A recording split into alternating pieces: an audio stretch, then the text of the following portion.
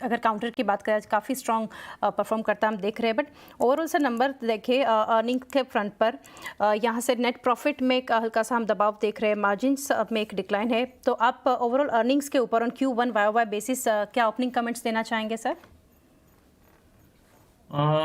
Q1 में by अगर देखते हैं तो 6% का हमको शेयर्स में बढ़ोतरी हुई है और एक्सपेंसेस थोड़े ज़्यादा हुए हैं क्योंकि रॉ मटेरियल प्राइसेस कम नहीं हुए, जिस तरह से फर्टिलाइजर सब्सिडी कम हुई है। पीबीटी और पैट में भी करीब 16% और 12% की गिरावट आई है।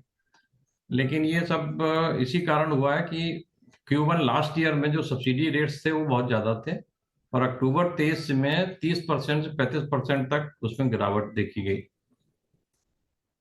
डेफिनेटली। तो sir going forward growth outlook या फिर गाइडेंस गोइंग फर्दर आप कुछ अपडेट करना चाहेंगे या फिर क्या ग्रोथ को लेकर प्लान्स है कंपनी के? करंट क्वार्टर में देखेंगे तो हमने वॉल्यूम ग्रोथ में 30% का इजाफा किया है और ये कंटिन्यू रहेगा थ्रू आउट द ईयर। बाकी जहाँ तक प्रॉफिटेबिलिटी का सवाल है, प्रॉफिटेबिलिटी मेंटेन रहेगी क्योंकि सब्सिडी अपने बॉटम लेवल पे है और एक स्ट्रॉन्ग बच चल रहा है मार्केट में कि थोड़ी बहुत सब्सिडी डीएपी की बढ़ेगी क्योंकि उसमें कंट्रीब्यूशन लॉस हो रहा है। कंपनी ने एक और कदम उठाया है कि कंपनी ने अभी डीएपी की जगह एनपीके और एपीएस जो हमारे ज़्यादा प्रॉफिटेबल प्रोडक्ट हैं, उसमें उसका हमने प्रोडक्शन ज़्यादा किया, उसकी सेल्स क्वांटिटी भी ज़्यादा की है।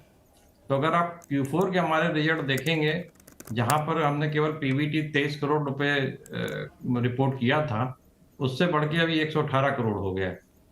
क्योंकि लास्ट क्वार्टर का और इस क्वार्टर का सब्सिडी एक समान रहा है, लेकिन ये बढ़ोतरी जो हुई है वो हमने अपने प्रोडक्ट मिक्स में चेंज करके और दूसरे अन्य खर्चों को कम करके ये प्रॉफिट डिक्लेयर किया है।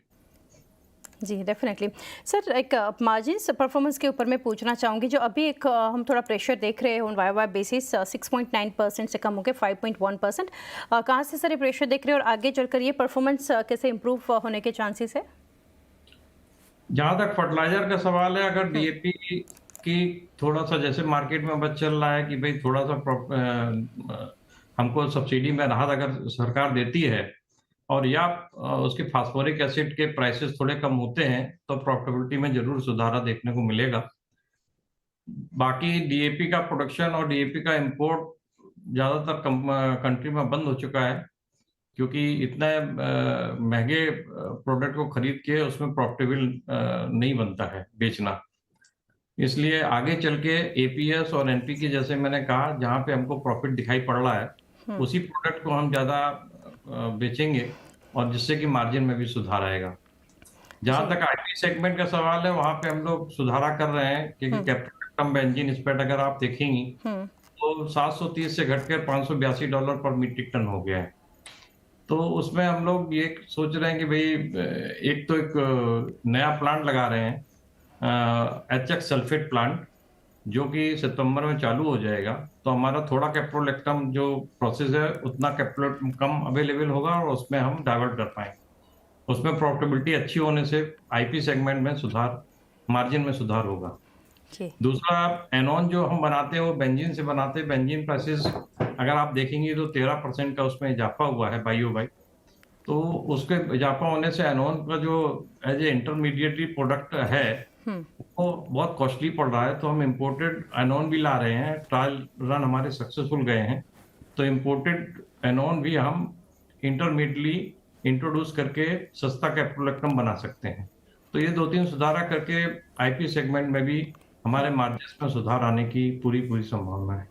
जी डेफिनेटली। बात पे सर लास्टली पूछना चाहूँगी, ओवरऑल अगर फ्यूचर की बात करें डिमांड आउटलुक यहाँ से आप कैसे देख रहे हैं कंपनी के लिए या फिर ओवरऑल एक सेक्टर को लेकर एक व्यू?